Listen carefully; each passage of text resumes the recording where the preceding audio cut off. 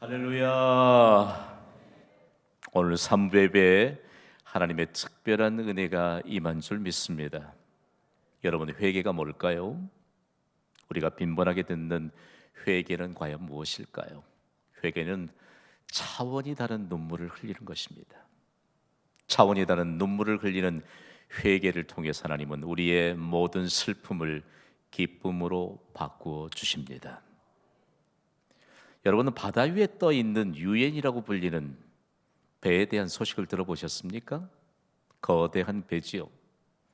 지구촌 곳곳에 복음이 전해지지 않는 곳을 찾아서 어디든지 가서 복음을 전하도록 거대한 배가 마련되어 있는데 순수하게 선교를 목적으로 마련된 배입니다.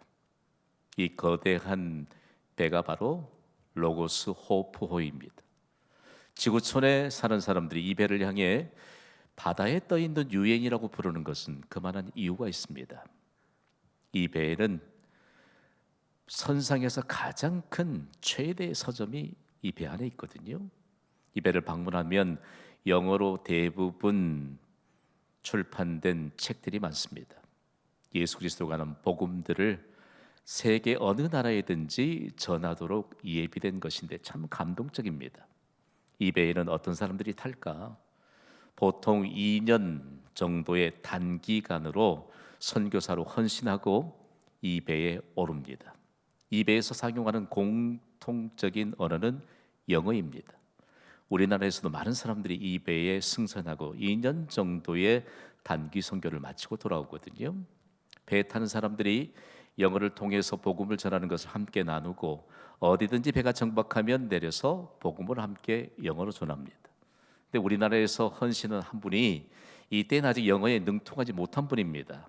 그러니까 배가 도착해서 부대에 정박하고 복음을 전하러 나가면 자기는 그 대회에 합류를 못하는 것입니다. 그분이 2년 동안 했던 것이 뭐냐? 배에 올라 있는 모든 선교사님들의 식사를 준비하는 감자를 깎는 일이었습니다. 2년 동안 매일 감자만 깎아요. 어느 날은 배가 정박해서 모두 다 팀을 이루어서 복음을 전하라고 왔는데 자기 혼자 감자를 깎고 있는데 그렇게 슬프더랍니다. 슬픔의 눈물을 주룩주룩 흘리는데 노래 한 곡이 생각나더래요. 내가 감자 깎으러 여기 왔나? 내가 감자 깎으러 여기 왔나? 라고 하는 순간 노래가 하나가 생각났는데 남진의 울려고 내가 왔나? 그래서 그 노래를 불렀대요. 그러니까 그렇게 위로가 되더라네요. 아, 노래가 이렇게 위로가 되는구나 생각하는 순간 그렇게 서글퍼지고 한심스럽대요.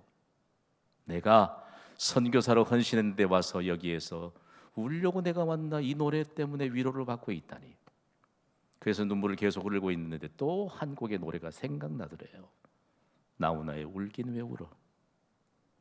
그래서 그 노래를 또 부르려고 하니까 성령께서 그의 마음을 만져주신 것입니다. 그래, 내가 울긴 왜 울어. 주님이 함께 하시는데 울긴 왜 울어. 그때예요. 슬프고 한스러워 설렸던 눈물과는 차원이 다른 눈물을 흘렸는데 그것이 회개의 눈물이었습니다. 이분이 회개의 눈물을 흘리고 난 이후에 선교사로 잘 준비됐습니다. 지금까지도 영광스러운 축복의 도구로 쓰임 받고 있습니다. 우리는 어느 때 눈물을 흘리나요? 코로나19로 좀 어려워졌다고 해서 그것 때문에 눈물을 흘리고 있어서야 되겠습니까?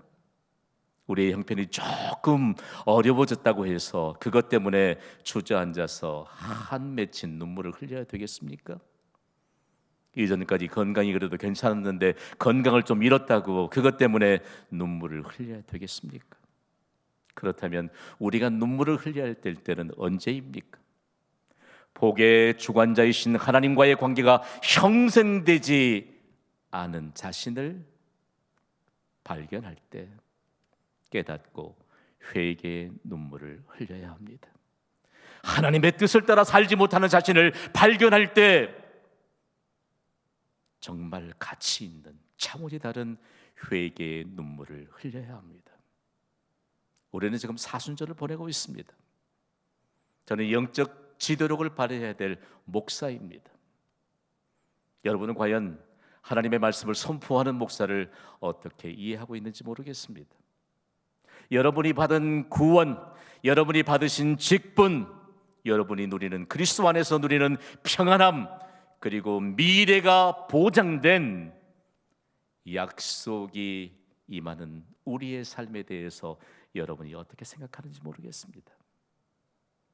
오늘 이 예배로 도무지 하나님과의 관계를 형성하지 못한 채 살아감에 있어서도 불구하고 전혀 깨닫지 못하고 차원이 다른 눈물을 흘릴지 모르는 이 시대의 그리스도인들을 향해 값진 눈물을 흘린 한 사람을 우리에게 보여주십니다. 그 사람이 누구입니까? 3년 동안 예수님 가장 가까이에서 예수님의 가르침을 받고 예수님의 가장 총애를 받았다고 생각하는 베드로였습니다. 베드로를 생각할 때 여러분 가슴이 좀 뛰지 않습니까? 왜 이처럼 예수님 가까이 있었던 베드로가 차원이 다른 회개의 눈물을 흘렸을까? 그리고 그는 차원이 다른 회개의 눈물을 흘리고 난 다음에 지극히 평범했던 어부였던 그가 비범한 인생을 살면서 수많은 사람들을 흔들어 깨울 수 있는 영향력 있는 인생을 살았을까? 오늘 본문은요 우리에게 3번씩이나 예수님을 부인한 베드로를 분명하게 보여주고 있습니다. 한 번도 아니고 두 번도 아니고 말이에요. 어떻게 예수님 가장 가까이 했던 제자였던 베드로가 3번이나 예수님을 부인했을까? 그것도 예수님이 잡히시던 날 밤, 그 밤이 다 지나가기도 전에 닭이 2번 울기 전에 3번씩이나 예수님의 말씀대로 예수님을 부인하게 됐을까? 예수님이 베드로에게 네가 오늘 밤 닭이 2번 울기 전에 나를 3번 부인하게 될 것이다 라고 말할 때 베드로가 펄쩍 뜁니다. 그리고 이렇게 대답했거든요. 함께 읽어봅시다. 시작. 베드로가 힘있게 말하되 내가 주와 함께 죽을지언정 주를 부인하지 않겠나이다 하고 모든 제자도 이와 같이 말하니라. 여러분 말씀을 볼 수 있는 영적인 눈이 열려지기를 원합니다. 베드로는 열정의 사람입니다. 베드로가 힘있게 말합니다. 내가 주와 함께 죽을지언정 주를 부인하지 않겠나이다. 그랬더니요 전혀 대답할 만한 준비가 안 돼 있던 다른 제자들이 베드로가 하도 열정적으로 말하니까 다른 제자들도 덩달아 말했습니다. 여러분 우리가요 오해 하나를 벗어나야 돼요. 우리에게 더듬어 놓고 보면 열정을 가진 때가 있거든요. 그게 자기가 가진 열정이냐 회개라고 하는 그런 진정한 의미도 담겨 있지 않을 때 자기 열심으로 열정을 품게 되면 주변 사람들이 아마 거기에 조금은 영향을 받을까요? 그러나 여러분 그 열정은 베드로의 고백과는 전혀 다른 진정으로 자기가 아직 회개라고 하는 이와 같은 의미를 모른 채 살아가고 있는 자신의 모습을 드러낼 뿐입니다. 베드로의 행적을 보면 예수님 뒤를 계속 따라가거든요. 예수님이 로마 군병들에게 체포가 돼서 마치 죄인처럼 끌려가시잖아요. 예루살렘에 가보면 대제사장 가야바 관정으로 내려가는 그 길 너무너무 가파릅니다. 여러분 우리가 순례길을 떠날 때 여행을 떠날 때 그래도 비교적 편안한 신발 신잖아요. 가파뤄요. 힘들 정도입니다. 그리고 오르막을 갈 때도 가파릅니다. 그 길을 예수님이 무슨 큰 죄나 지은 죄인처럼 질질 끌고 갔습니다. 그 뒤를 지금 누가 따라가고 있느냐? 베드로가 따라가고 있습니다. 우리 같으면 그 상황 가운데 예수님을 따라갔으면 정말 애통해하면서 이미 우리 모두에게 믿음의 모범을 던져줄 수 있는 모범이 형성됐을 것입니다. 그런데도 가만히 예수님 뒤를 따라가서 다른 사람들과 대제사장 여종이 있는 곳에서 불을 쬐고 있습니다. 그때예요 여러분 여종 하나가 이렇게 베드로를 지목하며 말해요. 너도 나사렛 예수와 함께 있었도다. 베드로는 과연 이 여종의 이와 같은 말에 어떻게 반응했을까? 오늘 68절에 이렇게 기록하고 있습니다. 읽어볼까요? 시작. 베드로가 부인하여 이르되 나는 내가 말하는 것이 무엇인지 알지도 못하고 깨닫지도 못하겠노라 하며 앞뜰로 나갈세. 우리말로는 부인했다고 말하지만 강하게 부정했다는 것입니다. 여러분에게 묻겠습니다. 여러분은 예수 그리스도의 제자입니까? 맞으면 아멘이라고 하세요. 여러분 예수 그리스도의 제자입니까? 그런데 베드로는 아니에요. 아니에요. 그리고 어디로 갔지요? 앞뜰로 갔습니다. 지금 거기에 있던 뜰에는 불을 펴놓고 있는데 아랫사람들과 여종이 함께 불을 쬐고 있는데 앞뜰은 사람이 없습니다. 그리고 앞뜰은 여차하면 자신도 붙잡힐까 봐 도망갈 궁리를 하고 있는 베드로에게 도주로를 열어줄 수 있는 그런 공간입니다. 이런 베드로의 모습은 어떤 모습이지요?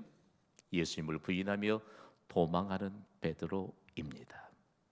참 이 본문의 말씀을 우리가 함께 좀 같이 마음으로 받을 때 얼마나 서글픈 생각이 드는지 몰라요.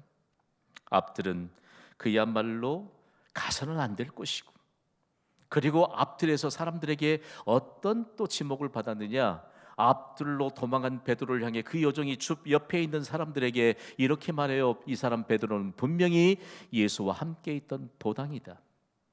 어려운 단어 하나입니다. 도당은 예수님과 12제자들이 함께 이루었던 공동체입니다. 여러분 이거 아세요? 예수님이 12제자를 부르시고 공동체를 이루었을 때 온 세상의 기대치가 예수님과 제자들이 이룬 공동체에 있었습니다. 사람들이 얼마나 기대를 가졌는지 몰라요. 회개하라, 천국이 가까웠느니라. 이 예수님의 한마디와 예수님의 제자들이 가는 곳곳엔 기적의 역사들이 일어났습니다. 그런데 그 공동체를 베드로가 지금 부정하고 있습니다.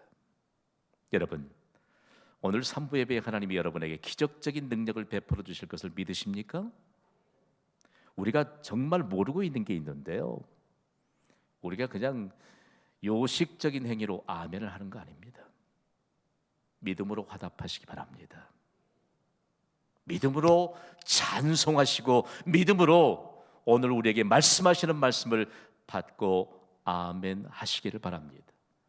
주변의 사람들이 그렇게 기대를 하고 있는 예수님의 공동체를 예수님 제자인 베드로가 부정하고 있습니다. 뭘 얘기할까요?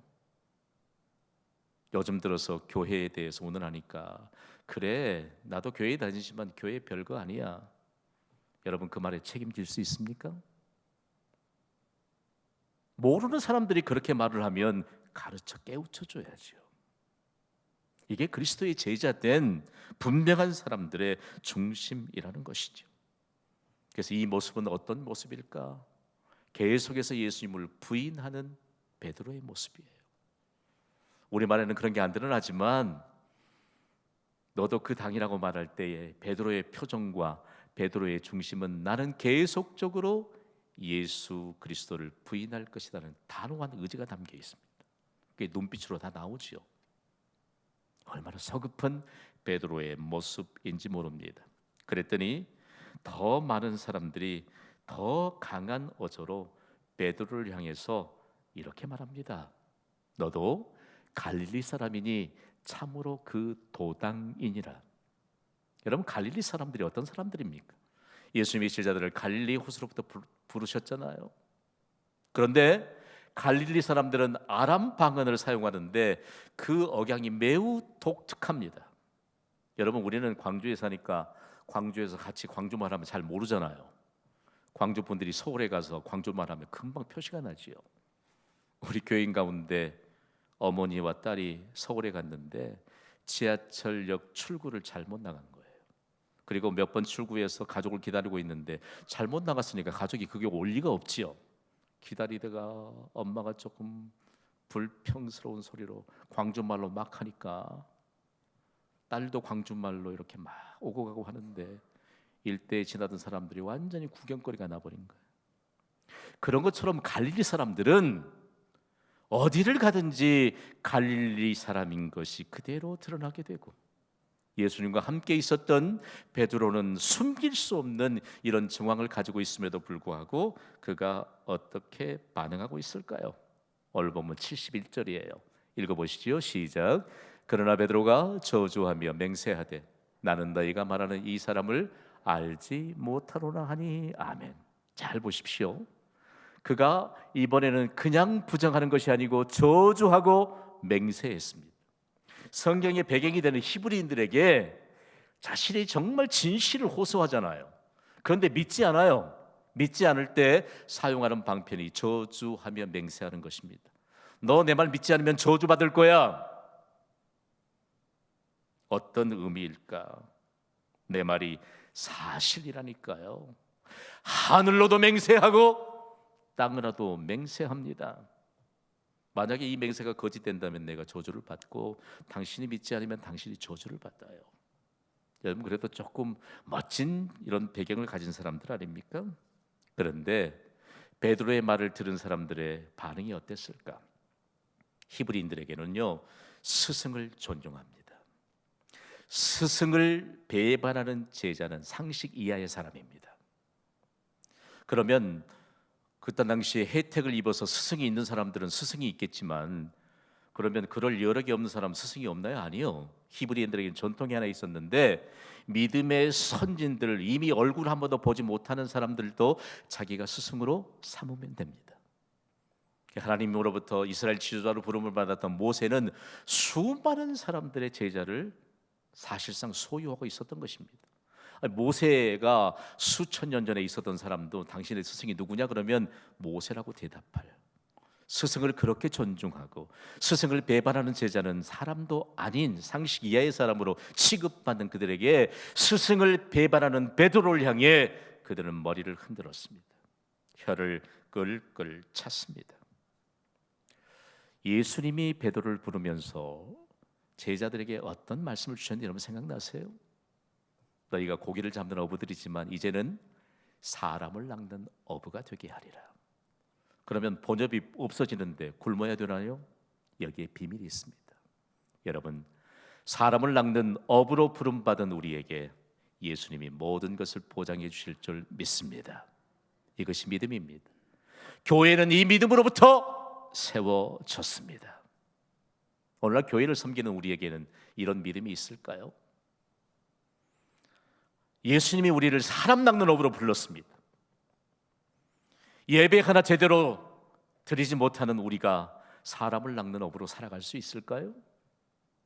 우리의 생각이 고작 예수님의 약속이 있음에도 불구하고 더 맛 좋은 음식이나 한 가지 찾으려고 하는 우리의 시선들, 좀 더 좋은 옷을 입고자 찾는 우리의 생각들, 어쩌면 조금 더 편안하게 지평수나 좀 늘려볼까? 라고 하는 생각에 젖어 있다면 우리는 사람을 낚는 어부들과는 전혀 다른 인생을 사는 것입니다. 지금 베드로가 그렇게 살고 있습니다. 이것도 오랫동안 겪어보니까가 아니고 한밤중에 불과 몇 시간 만에 이런 베드로의 가치관, 이런 베드로의 세계관이 그대로 드러나고 있는 것입니다. 사람들이 보기에 베드로 아무것도 아니구나, 저거 정말 기대할 사람이 아니구나, 예수 그리스도의 공동체가 정말 세상을 움직여 놓을 수 있는 이런 기대감을 갖고 있는데 우리의 기대가 잘못됐구나, 너무 절망하고 있는 그런 상황입니다. 여러분, 오늘날 교회와 성도들을 바라보면서 세상의 기대감을 잃어버려야 되겠습니까? 세상의 교회와 그리스도인들을 바라보면서 소망을 잃어버려야 되겠습니까? 이 상황 가운데 사람들은 매우 절망했을 것입니다. 그러나 순간 베드로가 깨닫습니다. 오늘 본문 마가복음 14장 72절입니다. 우리 함께 읽습니다. 시작. 닭이 곧 두 번째 울더라.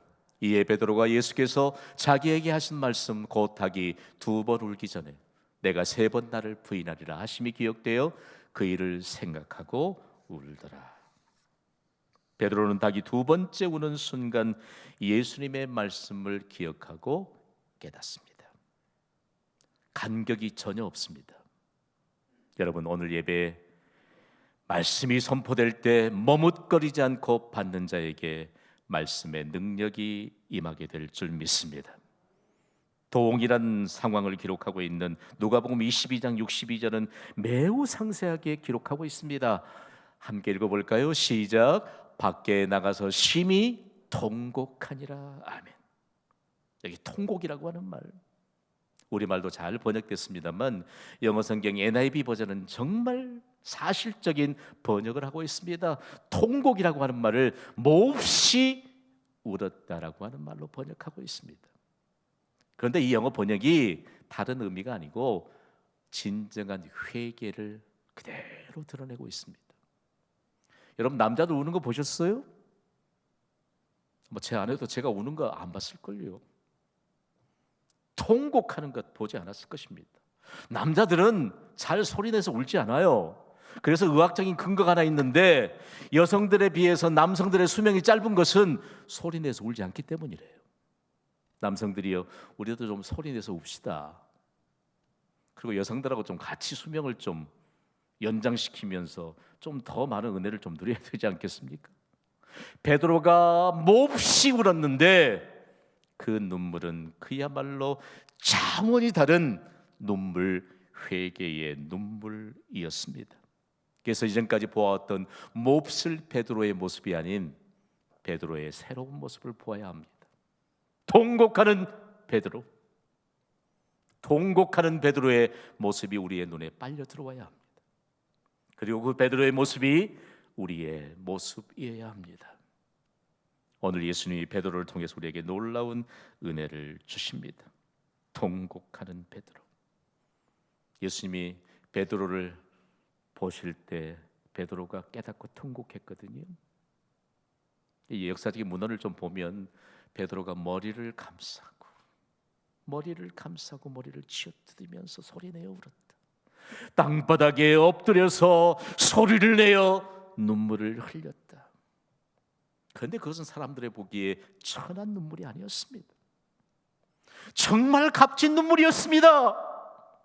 세상에 저렇게 흘리는 눈물도 있구나. 우리가 모여서 찬양하고 기도하고 말씀 앞에 자신을 쳐서 복종할 때 눈물을 흘리지 않지만 다른 곳에서 볼 수 없는 차원이 다른 믿음의 모습과 믿음의 행동이 아니겠습니까? 세상은 우리의 이런 모습, 베드로와 같은 통곡하는 베드로, 진정한 회개를 가진 우리의 모습을 갖고 세상이 희망을 갖습니다. 여러분, 회개는요, 하나님과의 관계를 회복하는 가장 빠른 지름길입니다. 베드로를 통해서 성경적인 회개가 무엇인가를 배웁니다. 성경적인 회개란 무엇입니까, 여러분? 자신의 죄와 실수에 대해서 자신의 입술로 고백하는 것이 회개입니까? 아닙니다. 회개는 과거의 죄로부터 돌아서서 하나님이 기뻐하시는 삶으로 방향 전환하는 것입니다. 동의가 되시면 아멘 하시기 바랍니다. 요즘도 우리가 다 대부분 운전하잖아요. 목적지를 향해 가는데 좌회전 해야 되는데 좌회전 못하고 갈 때가 지나칠 때 있습니다. 그럼 그때 어떻게 해야 돼요? 한 50km 더 갔다가 유턴해서 돌아와야 되나요? 한 사람도 여유 없이 가장 먼저 만나는 유턴 지점에서 유턴해서 방향을 전환해야 됩니다. 기본입니다. 상식입니다. 우리는 베드로처럼 회개할 기회를 놓쳐서는 안 됩니다. 회개는 하나님과의 관계를 회복하는 가장 빠른 지름길을 가장 먼저 내가 회개할 수 있는 그 시간, 그 기회를 놓쳐버린다면 과연 회개와 오늘을 살아가는 우리와는 어떤 관계가 있을까요? 베드로는 회개한 이후에 어떤 인생을 살았을까? 베드로가 예수님이 부활하시고 승천한 이후에 예루살렘에서 복음을 전합니다. 그때 베드로가 예수 그리스도에 관한 복음을 전하면 돌에 맞습니다. 그런데 베드로가 한 차원 더 높여서 사람들의 가슴에 정곡을 지르는 회개의 메시지를 전합니다. 사도행전 2장 38절의 증거입니다. 함께 읽습니다. 시작. 베드로가 이르되 너희가 회개하여 각각 예수 그리스도의 이름으로 세례를 받고 죄의 사함을 받으라. 그리하면 성령의 선물을 받으리니. 아멘. 돌에 맞아 죽습니다. 그런데 사람들은 돌멩이를 던지지 않았습니다. 베드로의 회개의 메시지를 듣고 일시에 3,000명이 세례를 받았습니다. 세례는 회개의 증거입니다. 생각해 보십시오, 여러분. 오늘 우리에게 있어서 던지는 메시지는 과연 어떤 것일까라고 하는 문제입니다. 베드로가 회개의 메시지를 전할 때 예루살렘이 이제는 이전과는 전혀 차원이 다른 역사의 현장으로 바뀌기 시작했습니다. 어느 날은 베드로가 요한과 함께 성전으로 기도하기 위해서 올라갑니다. 성전 미문에 나면서부터 걷지 못하는 안진뱅이 된 자가 앉아 있습니다. 그는 구걸을 해야 연맹하는 사람들이기 때문에 베드로와 요한을 향해 눈을 들어 주목하면서 은동전 금동전 줄 것을 기대했습니다. 이때 베드로가 말해요. 내게 은과 금은 없거니와 내게 있는 것을 너에게 주노니 나사렛 예수 그리스도 이름으로 일어나 걸으라. 이 말을 선포하고 안진뱅이의 오른손을 잡아서 일으킵니다. 그의 발과 발목이 힘을 얻습니다. 그가 일어나더니 그 자리에서 점프했습니다. 그리고 걸어서 사람들과 함께 성전으로 걸어가면서 하나님을 찬송했습니다. 할렐루야! 그때의 사람들이 기적을 일으킨 베드로를 향해 주목하기 시작합니다. 그때 베드로가 사람들을 향해서 이런 메시지를 선포합니다. 사도행전 3장 19절 말씀이에요. 읽어보겠습니다. 시작. 그러므로 너희가 회개하고 돌이켜 너희 죄 없이 함을 받으라. 이같이 하면 새롭게 되는 날이 주 앞으로부터 이를 것이요. 아멘. 따라합시다. 회개하면 성령의 선물을 받습니다. 중요합니다. 회개하지 않는 사람들은 몰라요. 새벽마다 기도하는 신실한 주의 백성들이 뭔 그리 죄를 많이 범하겠습니까? 내 경험으로인데 회개할 일들이 참 많더라고요. 많아요. 하나님이 말씀하셨어요. 이 말씀에 대한 믿음이 약하니까 괜한 걱정을 너무 많이 했더라고요. 새벽에 하나님이 깨닫게 하세요. 회개하죠. 성령의 선물을 주십니다. 오늘 성령의 선물을 듬뿍 받는 축복의 시간이 되기를 소원합니다. 이게 반복적으로 훈련이 안 되니까 이분 기도하는 것 같은데, 이분 예배 드리는 것 같은데 성령의 선물이 없잖아요. 성령의 선물이 없는 우리의 경건의 외적인 모양이 과연 예수 그리스도의 복음을 증거할 수 있을까요? 우리가 가진 여러분 하나님의 나라를 드러낼 수 있을까요? 회개를 다시 정리합시다. 회개는 하나님과의 관계를 형성하는 가장 빠른 지름길입니다. 이 회개는 축복이에요. 축복이에요. 참 용감한 분들이 그런 얘기 많이 해요. 회개가 밥 먹여주냐? 여러분 어때요? 회개가 밥 먹여줍니까? 우리의 대답은 무엇입니까? 한번 읽어봅시다. 시작. 밥만 먹여줍니까? 영원한 생명과 영원한 즐거움을 가져다 줍니다. 세상이 줄 수 없는 행복을 가져다 줍니다. 성령의 선물이에요. 성령의 선물. 사도 바울이 하도 답답하니까 경건의 모양이 있는 것 같은데 경건의 모양이 없는 자들이 눈앞에 보이니까 강력하게 호소합니다. 경건의 모양은 있으나 경건의 능력이 없는 자들에게서 돌아서라. 오늘 이 시대에 경건의 능력은 있지만, 경건의 모양은 있지만 경건의 능력이 없이 살아가는 이 시대의 그리스도인들을 향해 강력하게 말씀합니다. 한 가지 질문이 생기죠. 회개는 누구에게 필요할까요? 회개는 예수 믿지 않는 사람이 예수 믿고 돌아올 때만 회개가 필요할까요? 그렇지 않습니다. 회개는 처음 예수님을 믿는 자들뿐 아니라 예수님을 믿는 성도들에게도 동일하게 필요합니다. 성경이 기록하고 있잖아요. 회개가 있는 곳에 새로운 변화가 있었습니다. 세계가 있는 곳에 부흥이 일어났습니다. 회개가 있는 곳에 회복의 은혜가 있었습니다. 산부 예배자 여러분, 여러분이 이동안 소유했던 물질을 잃어버리진 않았습니까? 회개하고 성령의 선물로 회복의 은혜가 임하기를 바랍니다. 그래도 이전에는 좀 건강했는데 건강을 좀 잃어버리지 않았습니까? 회개하고 성령의 선물을 받아 회복의 은혜가 임하기를 주님의 이름으로 축복합니다. 베드로가 순간 깨닫고 회개했던 그 현장으로부터 들려오는 강력한 메시지를 듣습니다. 다 함께 선포합니다. 시작. 회개로 하나님과의 관계를 형성하라. 거룩한 땅으로 불리는 이스라엘의 중심인 예루살렘에는 성경을 배경으로 기념교회가 너무 많이 세워졌습니다. 저도 이스라엘을 2차례나 갔지만 기념교회를 아마 10분의 1도 못 들어봤을 겁니다.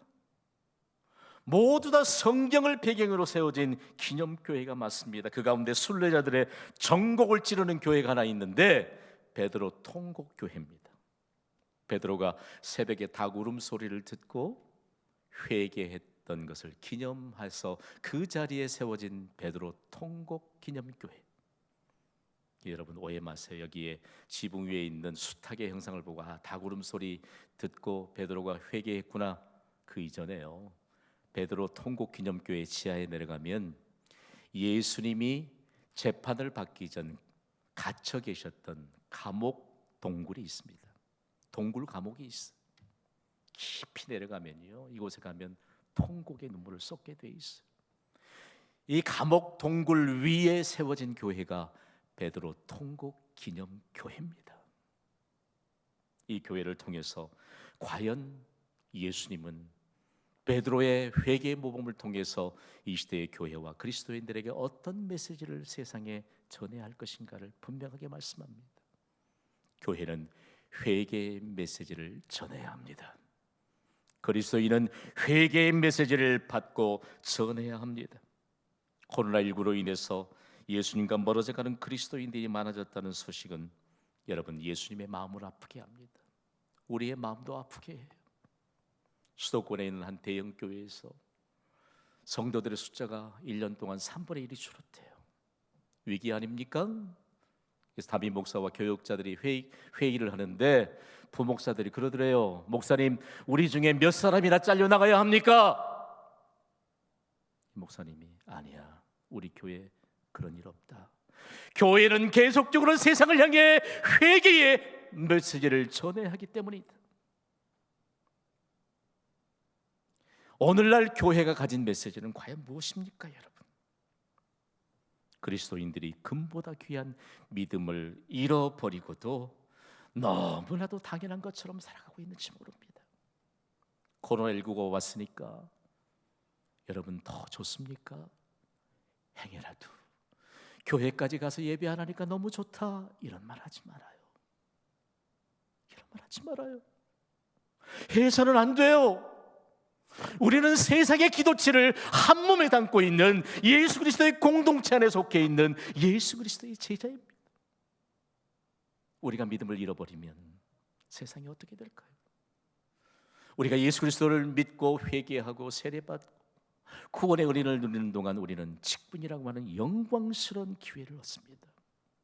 세상의 그 어떤 명예보다도 소중하고 그 어떤 명예보다도 빛나는 직분을 잃어버린 채 살아가고 있는 사람들이 부지기수입니다.